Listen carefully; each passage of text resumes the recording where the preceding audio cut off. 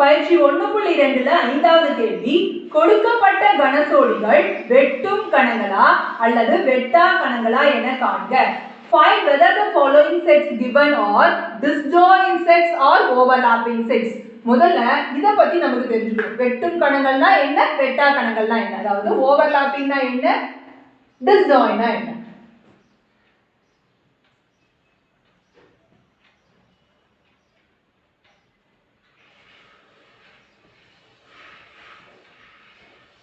அதாவது இப்ப ரெண்டு செட்டுக்கு இடையில பொது உறுப்புகள், இதுல இருக்கிற உறுப்பே ஏதாவது ஒண்ணு இதுல இருந்தா கூட அதை நாம வெட்டும் கணங்கள், அதாவது ஓவர்லாப்பிங் செட்ஸ் அப்படின்னு சொல்லுவோம். பாருங்க, எஃப் அப்படிங்கிறது இருக்கா, இருக்கு, இதுலயும் இருக்கு, இதுலயும் இருக்கு, ரெண்டுலயும் ஒரே மாதிரியான உறுப்புகள் இருக்கு. அப்புறம் பாருங்க, ஏ இங்கேயும் இருக்கு, இங்கேயும் இருக்கு, எஸ் இங்கேயும் இருக்கு, இங்கேயும் இருக்கு. அப்போ ஏதாவது ஒரு உறுப்பாவது இது ரெண்டுக்கும் பொதுவானதாக ரெண்டுலயும் இருப்பதாக இருந்துச்சு அப்படின்னா அதை நம்ம என்ன சொல்லுவோம் அப்படின்னா ஓவர்லாப்பிங் செட்ஸ், அதாவது வெட்டும் கணங்கள்னு சொல்லுவோம்.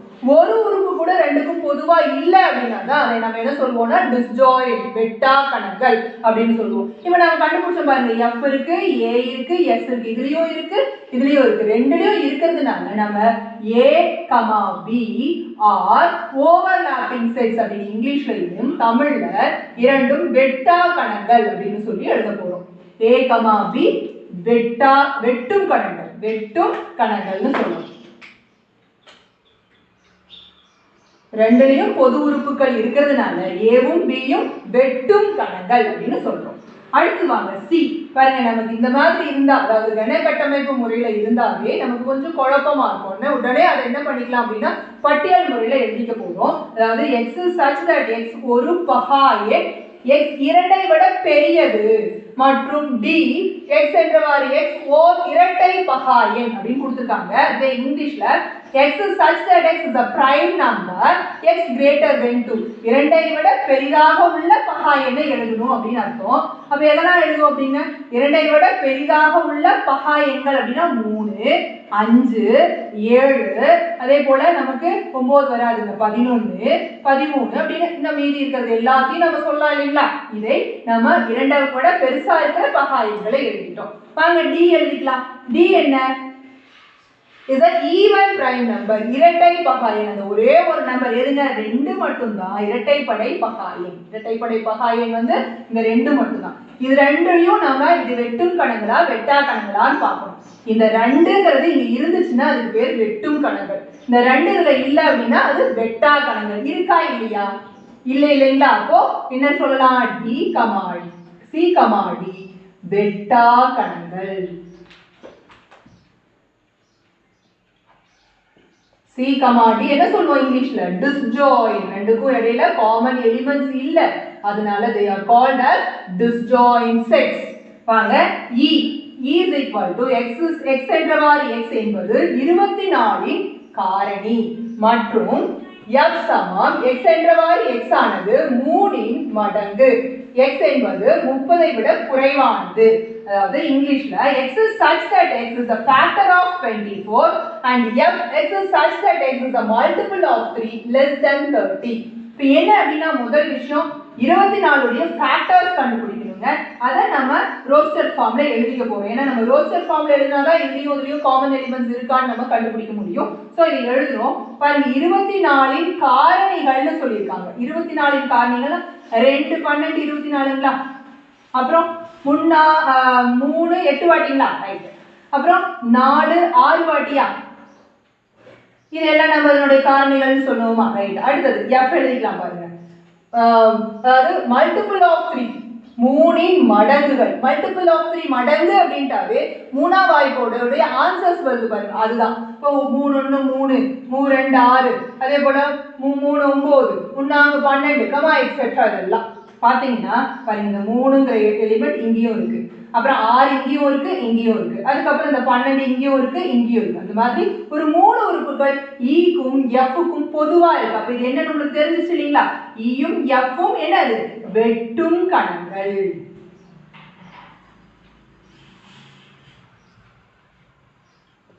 So E, F are overlapping sets.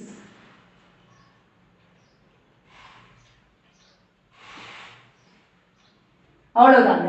நம்ம exercise 1.2ல 6th sum பார்க்க போறோம்.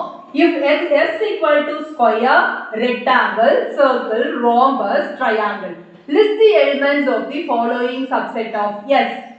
s என்பது ஒரு சதுரம், செவ்வகம், வட்டம், சாய் சதுரம், முக்கோணம் எனில் பின்வரும் s உட்கணங்களின் உறுப்புகளை பட்டியலிடுக. First அதுல கேட்டிருக்கிற கேள்வி the set of shapes which have 4 equal sides. 4 சமபக்கங்களை உடைய வடிவங்களின் கணம். முதல்ல நமக்கு கொடுத்திருக்கிற கணத்துடைய உறுப்புகள் எது எதுன்னு தெரியணும். இது தெரியும் இல்லைங்களா? ஸ்கொயர் அதாவது சதுரம், இது ரெக்டாங்கிள் செவ்வகம், இது சர்க்கிள் வட்டம், இது சாய் சதுரம் அதாவது ரோம்பஸ், இது முக்கோணம் ட்ரையாங்கிள். இப்போ பாத்தீங்கன்னா இந்த சதுரம் சாஞ்சிட்டு இருந்தா அதுக்கு பேரு சாய் சதுரம் இல்லைங்களா? அப்ப நமக்கு ப்ராப்பர்ட்டிஸ்ல ஃபர்ஸ்ட் கேள்வி என்ன பாருங்க, 4 சமபக்கங்களை உடைய வடிவங்களின் கணம். பாருங்க இதுக்கும் 4 சமபக்கமா இருக்கும், இதுக்கும் 4 சமபக்கமா இருக்கும், வேற எதுக்கும் கிடையாது. அப்ப நாம இதுக்கு என்ன ஆன்சர் எழுதணும் அப்படின்னா ஸ்கொயர், இங்கிலீஷ்ல எழுதணும் அப்படின்னா ஸ்கொயர், அப்புறங்க ரோம்பஸ். அதுவே தமிழ்ல எழுதுறவங்க என்ன எழுதுவீங்க, சதுரம் கமா சாய் சதுரம் அப்படின்னு சொல்லிட்டு ஃபர்ஸ்ட் கேள்விக்கான விடை. அடுத்த கேள்விக்கு வாங்க. the set of shapes which have radius, எதுக்கு ஆரம் இருக்கோ அதை மட்டும் எழுதுன்னு இருக்காங்க. பாருங்க இதுக்கு மட்டும் தான், வட்டத்துக்கு மட்டும் தானே ஆரம், இதுக்கு ரேடியஸ் இருக்கு, சர்க்கிளுக்கு மட்டும் தானே. அப்ப அதை ஒண்ணு மட்டும் தான் நம்ம இதுக்கு ஆன்சரா எழுதுவோம். சோ சர்க்கிள் அப்படின்னு இங்கிலீஷ்லயும், தமிழ் என்ன எழுதுவோம், வட்டம் அப்படின்னு எழுதுவோம். அடுத்து அதாவது தமிழ் மீடியம் தமிழ் ஆன்சர் மட்டும் எழுதுனீங்கன்னா போதும், இங்கிலீஷ் மீடியம் இங்கிலீஷ் ஆன்சர் மட்டும் எழுதுனீங்கன்னா போதும். the set of shapes in which the sum of all interior angles is 180, அதாவது உள்ள இருக்கிற கோணங்களுடைய கூடுதல் 180 உடைய வடிவங்களின் கணம். எதுக்கு உள்ள இருக்கிற டோட்டல் ஆங்கிள் 180ஓ அதனோட மட்டும் நீங்க எழுதுங்க அப்படின்னு இருக்காங்க. இதுல 90 90 90 90 கூட்டிங்கன்னா 360, இதுவும் 360. இதுல இந்த உள்ள இருக்கக்கூடிய ஆங்கிளுடைய கூடுதல் 360, இதுல 4 கூட்டினா நமக்கு என்னங்க வரும், 360 தான் வரும். அப்போ ஒரு முக்கோணத்தின் கோணங்களின் கூடுதல் 180 டிகிரி நம்ம படிச்சிருக்கோம் இல்லையா? the sum of angles of a triangle is equal to 180 degree. அப்போ உட்கோணங்களின் கூடுதல் 180 வரக்கூடியது ஒரே ஒண்ணுதான், என்ன, முக்கோணம் அதாவது ட்ரையாங்கிள். இப்ப இது ஒண்ணுதான் அந்த செட்டுக்குள்ளார எழுதுவோம். இங்கிலீஷ்ல எழுதுறவங்க ட்ரையாங்கிளும், தமிழ் எழுதுறவங்க முக்கோணம்னு எழுதினா போதும். கடைசி question the set of shapes which have 5 sides, 5 பக்கங்களுடைய உருவம் ஏதாவது இங்க கொடுத்திருக்கா? இது சுத்தமா வளைவு உருவம், இதுல பக்கமே கிடையாது. இதுக்கு 4 பக்கம், இதுக்கு 4 பக்கம், இதுக்கும் 4, இதுக்கு 3 பக்கம். அப்ப 5 பக்கங்களை உடைய வடிவங்களின் கணம் 5 பக்கமே கிடையாதுங்க. அதனால என்ன சொல்லணுங்க, வெற்று கணம். இப்படி குறியீடு போட்டாவே போதும், இல்ல அல்லது என்ன குறியீடு போடலாம், இப்படி குறியீடு போடலாங்க, அவ்வளவுதாங்க. இது 7வது கேள்வி. a சமம் ஒரு கன பிராக்கெட் குள்ளார a, அதுக்கப்புறம் அதுக்குள்ளார ஒரு கன பிராக்கெட்ல a, b எனில் a இன் எல்லா உட்கணங்களையும் எழுதுக. இந்த மாதிரி செட் வரும்போது இதனோட சப்செட் கேட்கறான் அப்படின்னா நம்ம பாருங்க செட்டுக்குள்ளார இருக்கிற சப்செட்டை பிரிக்க கூடாது, இது அப்படியே ஒரு செட்டா தான் வச்சுக்கணும். முதல்ல நம்ம சப்செட்ஸ் ஆஃப் a எழுத போறோம். a இன் உட்கணம் எப்படி எழுதலாம் பாருங்க, நம்ம கொடுத்திருக்கிற அதே கணமே நமக்கு ஒரு உட்கணம் இல்லைங்களா? Same set is a subset. அதனால அப்படியே பார்த்து அதே செட்டை காப்பி பண்ணிடுறோம். அதுக்கப்புறம் பிரிச்சு எழுதலாங்களா, உள்ள இருக்கிற ஏவை தனியா பிரிச்சு எழுதிட்டோம். பட் இதை பிரிக்க கூடாதுன்னு சொன்னதுனால இந்த a, b அப்படியே a, bன்னு செட்டுக்குள்ளார அப்படியே எழுதிடுறோம். அதுக்கப்புறம் எப்பொழுதுமே ஒரு வெற்று கணம் அதாவது நல் set will be a subset of this given set. அதனால சேம் செட், ஒரு நல் செட், அப்புறம் உள்ள இருக்கிற உறுப்புகளை பிரிச்சு எழுதியாச்சு. உள்ளுக்குள்ளார செட்டோட கொடுத்திருந்தா அந்த செட்டை பிரிச்சு எழுதக்கூடாது, அப்படியே தான் வச்சுக்கணும். இதுதான் a இன் உட்கணம்.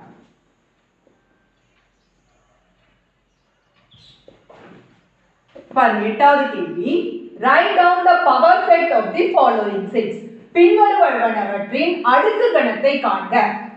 அடுக்கு கணம் அப்படின்னா நான் என்னன்னு சொன்னேன், உங்களுக்கு ஞாபகம் இருக்குன்னு நினைக்கிறேன். அதாவது ஒரு செட்டுடைய எல்லா சப்செட்டையும் எழுதி அது ஒரு செட் பிராக்கெட் போட்டு வச்சுட்டோம்னா அதுதான் அதனுடைய பவர் செட், அடுக்கு கணம்னு சொல்லுவோம். இப்போ அதை நம்ம எப்படி குறிப்பிடுவோம்னா p of a அப்படின்னு குறிப்பிடுவோம். செட் பிராக்கெட் ஆரம்பிச்சுக்கிறோம். உள்ள இந்த ஏவோடைய சப்செட்ஸ் எல்லாம் உட்கணங்களை எல்லாம் எழுத போறோம். ஃபர்ஸ்ட் அதே same set will be the subset இல்லைங்களா, கொடுத்திருக்கிற அதே கணமே அதுக்கு ஒரு உட்கணம் எழுதிட்டோம். அப்புறம் ஒரு வெற்று கணம் அதுக்கு உட்கணம் அதையும் எழுதிட்டோம். அதுக்கப்புறம் இதை பிரிச்சு எழுதலாங்களா, ஏ தனியாகவும் பி தனியாகவும் எழுதியாச்சு. இது செட் பிராக்கெட்டோட க்ளோஸ் பண்ணிட்டோம். அப்ப இதுதான் ஏவின் அடுக்கு கணம். அடுத்து B இன் அடுக்கு கணம்னா P of B, அதாவது இது வந்து அடுக்கு கணத்தின் குறியீடு. P of அப்படிங்கிறது பவர் செட் ஆஃப் வாட் அப்படின்னா இங்க என்ன பேர் கொடுத்துருக்காங்களோ அந்த பேர். அப்ப இங்க power set of B, P of B, B இன் அடுக்கு கணம் அப்படின்னு அர்த்தம். சமம் நம்ம முதல்ல செட் பிராக்கெட் ஆரம்பிச்சுக்க போறோம். இந்த சேம் செட் எழுதிக்கலாம் பாருங்க, 1, 2, 3ன்னு எழுதிட்டோம். இப்போ அதுக்கப்புறம் வெற்று கணம் ஒன்று எழுதுவோங்களா, அதையும் எழுதிடலாம். அதுக்கப்புறம் இதை பிரிச்சு எழுதணும்னு சொன்னேங்களா, நான் என்ன பண்ண போறேன், முதல்ல 2 பிரிச்சு எழுத போறேன். 1, 2. அதுக்கப்புறம் எதை எழுதலாங்க, 2, 3ன்னு எழுதலாமா. அதுக்கப்புறம் என்ன எழுதலாம், 3, 1ன்னு எழுதலாமா. அதுக்கப்புறம் உள்ள இருக்கிறது இன்னும் பிரிக்கலாமா, என்ன 1 தனியா 2 தனியா 3 தனியா பிரிச்சு எழுதிட்டோம். வேற எதாவது பிரிக்கலாம் அப்படின்னா 2, 1 பாருங்க, இது ஆல்ரெடி இருக்கு. இடம் மாறி இருந்தாலும் உள்ளுக்குள்ளார இருக்கு இல்லைங்களா, அதனால அது அவ்வளவுதான். 2 கூட 3 2 எழுதலாம், ஆனா அது ஆல்ரெடி இருக்கு. இப்படி இனிமேல் அவ்வளவுதான், இதுக்கு மேல எழுத முடியாது. வேணா நீங்க எல்லாம் எழுதிட்டோமான்னு செக் பண்றதுக்கு நம்ம ஒரு ஃபார்முலா பண்ணோம் இல்லைங்களா, நம்பர் ஆஃப் சப்செட் கண்டுபிடிக்கிறதுக்கு 2 பவர் n எவ்வளவு, 1 2 3, இந்த இடத்துல 3 போடுங்க, 2 இன் அடுக்கு 3 எவ்வளவு வரணும், 8 உட்கணங்கள் இதுக்கு வரணும். இருக்கான்னு எண்ணிக்கலாம், 1 2 3 4 5 6 7 8. நம்ம சரியா எழுதிக்கோங்கிறத முடிவு பண்ணிட்டோம். 8லயே 3வது கேள்வி, ரைட் தி பவர் செட், அதாவது அடுக்கு கணங்களை எழுத சொல்லியிருக்காங்க. நம்ம P of D ன்னு எழுதிக்கிட்டோம். கொடுத்திருக்கிற கணத்தையே ஒரு சப்செட்டா உட்கணமா எழுதியாச்சு. அதுக்கப்புறம் வெற்று கணத்தை எழுதுவோம் இல்லைங்களா. அப்புறம் ஒவ்வொன்றா சின்னதா கொண்டு போகலாம். முதல்ல ஒவ்வொன்றா எழுதிப்போம். P தனியா, Q தனியா, R தனியா, S தனியா எழுதிட்டோங்க. இனி 2 எழுதிக்கலாம். எப்படி, PQ ஒண்ணா, அப்புறம் QR ஒண்ணா, அதுக்கப்புறம் Rம் Sம் ஒண்ணா, அதுக்கப்புறம் Sம் Pயும் ஒண்ணா. அப்புறம் என்ன பண்ணலாம், Q விட்டுட்டு PR ஒண்ணா எழுதலாங்களா. Pயையும் Rயையும் ஒண்ணா எழுதிட்டோம். இது முடிஞ்சிச்சு, 2 முடிஞ்சிச்சு. இனி 3 எழுதலாங்க. 3 P, Q, R ஒண்ணு, அதுக்கப்புறம் Q, R, S அப்படிங்கிறது ஒண்ணு, அடுத்தது R, S, P அப்படின்னு ஒண்ணு எழுதுவோம். அப்புறம் பாருங்க, இந்த Q விட்டுட்டு எழுதலாங்களா, அதுதான் எழுதிருக்கோம் PRS. அடுத்து R விட்டுட்டு எழுதலாங்களா, PQS. எழுதிருக்கோமான்னு பார்த்துக்கோங்க, PQS வரல பாருங்க, அதை மட்டும் நம்ம எழுதிக்கலாம். பாருங்க, P, Q, S எழுதிட்டோங்களா. இப்போ செக் பண்ணுவோம். நமக்கு 2 இன் அடுக்கு எத்தனை பாருங்க, 1 2 3 4, 2 இன் அடுக்கு 4 எவ்வளவு வரணும், 16 வரணும். அந்த 16 வருதா நீங்க செக் பண்ணுவோம். 1 2 3 4 5 6 7 8 9 10 11 12 13 14 15. அப்ப இன்னும் 1 நாம எழுதணும் அப்படிங்கிறது தெரிஞ்சுக்கோங்க. என்ன எழுதணும் பாருங்க, இந்த 2ல எழுதலாமா பாருங்க, PQ, QR, RS, SP எழுதியிருக்கோம். அதுக்கப்புறம் PR எழுதியிருக்கோம்.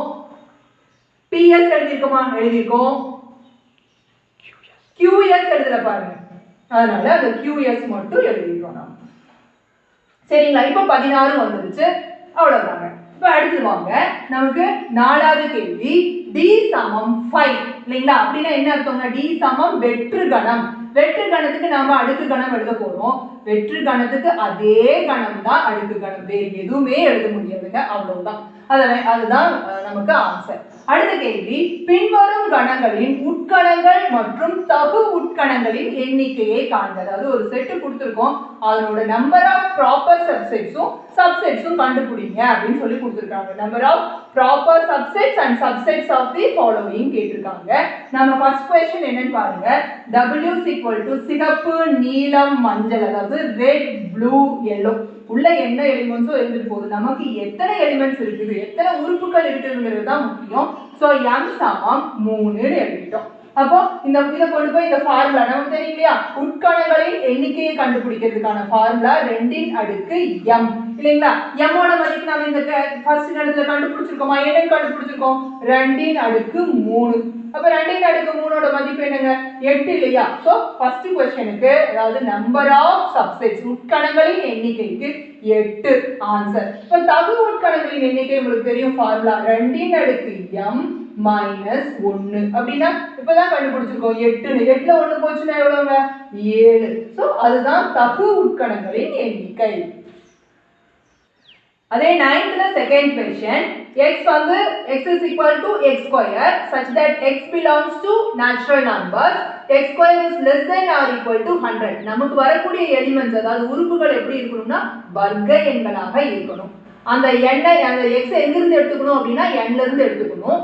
அந்த x ஸ்கொயரோட மதிப்பு 100க்கு சமமாகவும் குறைவாகவும் இருக்கணும்னு இருக்காங்க. அப்ப ரியல் எண்கள்ல இருந்து எடுத்துக்க சொல்லிருக்காங்க இல்லையா, நேச்சுரல் நம்பர்ஸ்ல இருந்து எடுத்துக்க சொன்னதுனால அதனால தான் x க்கு 1 போட்டு 1 ஸ்கொயர், அப்புறம் 2 ஸ்கொயர், 3 ஸ்கொயர், 4 ஸ்கொயர் நம்ம கண்டினியூஸா போட்டோம். நமக்கு இந்த 10 ஸ்கொயரோட ஏன் இருக்குனே அப்படின்னா 10 ஸ்கொயர் என்பது 10 × 10 அது 100. நம்ம 100 வரைக்கும் மட்டும் தான் எடுத்துக்க சொல்லிருக்காங்க. அதனால 100 இதோட நிறுத்திட்டோம். இப்ப மொத்தம் எத்தனை உறுப்புகள் இருக்குன்னு எண்ணி பார்க்கறோம். 1 2 3 4 5 6 7 8 9 10 உறுப்புகள் இருக்கு. நமக்கு இந்த உறுப்புகளின் எண்ணிக்கை தெரிஞ்சா போதும். ஏன்னா நம்ம உட்கணங்களின் எண்ணிக்கையும் தகு உட்கணங்களின் எண்ணிக்கையும் தான் கண்டுபிடிக்கணும். உட்கணங்களின் எண்ணிக்கை நம்பர் ஆஃப் சப்செட்ஸ்க்கு ஃபார்முலா 2m. தகு உட்கணங்களின் எண்ணிக்கைக்கு அதாவது நம்பர் ஆஃப் ப்ராப்பர் சப்செட்டோட ஃபார்முலா 2m - 1. இதுல நம்ம சப்ஸ்டிட்யூட் பண்ணி நம்மளோட ஆன்சர் கண்டுபிடிச்சா போதும். பாருங்க, உட்கணங்களின் எண்ணிக்கைக்கு ஃபார்முலா 2m இல்லைங்களா, m ஓட மதிப்பு எண்ணி பார்த்தோம். m ஓட மதிப்பு நம்ம கணக்குல 10, அதனால 2 × 10. இப்ப 2 × 10 எப்படி கால்குலேட் பண்றதுன்னு பாருங்க. இப்ப 2 × 2 × 2 × 2 × 2 5 வாட்டி, அதே மாதிரி 2 × 2 × 2 × 2 × 2 5 வாட்டி போட்டோம். 2 × 5 2 × 5 2 × 10ங்களா, பாருங்க 2 × 5 32. சோ இதுவும் 32. அப்ப 32 × 32 பெருக்கணும்னா நமக்கு என்ன கிடைக்கும்? 1024. அதுதான் 2 × 10. சோ 2 × 10 ஆன்சர் வந்து 1024. So it is 1024. பாருங்க, இப்போ நம்பர் ஆஃப் ப்ராப்பர் சப்செட்ஸ் கண்டுபிடிக்கணும். அதாவது தகு உட்கணங்களின் எண்ணிக்கை கண்டுபிடிக்கணும்னா இங்க கண்டுபிடிச்சது 1 கழிச்சா போதுங்களா. அப்போ 1024 - 1 சமம் 1023. உங்களுக்கு ஞாபகம் இருக்குன்னு நினைக்கிறேன். இந்த 1 எது அப்படின்னா நம்ம எழுதும்போது அதே செட்டை நம்ம அதனுடைய அதே கணத்தை அதனுடைய உட்கணமா எழுதுவோம் இல்லைங்களா, அதுதான் அதனுடைய தகா உட்கணம். அதை 1 மட்டும் கழிச்சா போதும், நமக்கு மீதி இருக்கிறது எல்லாமே தகு உட்கணங்கள் தான். Exercise 1.2 ல 10th sum. If n of a is equal to 4, then find n of p of a. அதாவது n of a என்பது 4 எனில் n of p of a காண்க. சொல்ல இந்த n of p of a அப்படின்னா என்ன அர்த்தம் அப்படின்னாங்க உட்கணங்களின் எண்ணிக்கை என்னன்னு அர்த்தம். அதுக்கான ஃபார்முலா உங்களுக்கு தெரியும் இல்லைங்களா, 2m 2m. இப்ப இந்த m அப்படிங்கிறது என்ன? அந்த கணத்தினுடைய உறுப்புகளின் எண்ணிக்கை, அதாவது n of a ன்னு அர்த்தம். m is equal to n of a. அப்ப இந்த m க்கு பதில் நம்ம இங்க என்னங்க போடலாம்? இந்த ஈக்குவேஷன்ல 4 ன்னு போடலாமா? அப்ப 2 × 4 2 × 2 × 2 × 2 2 2 4 2 2 4 4 14. சோ 16. இதுதான் n of p of a அப்படின்னு நாம இத படிக்கணும். சோ இது உட்கணங்களின் எண்ணிக்கை தான், அது 16. அடுத்து பாருங்க, n of a சமம் 0. அதாவது m உடைய மதிப்பு 0 ன்னு தெரிஞ்சிச்சு.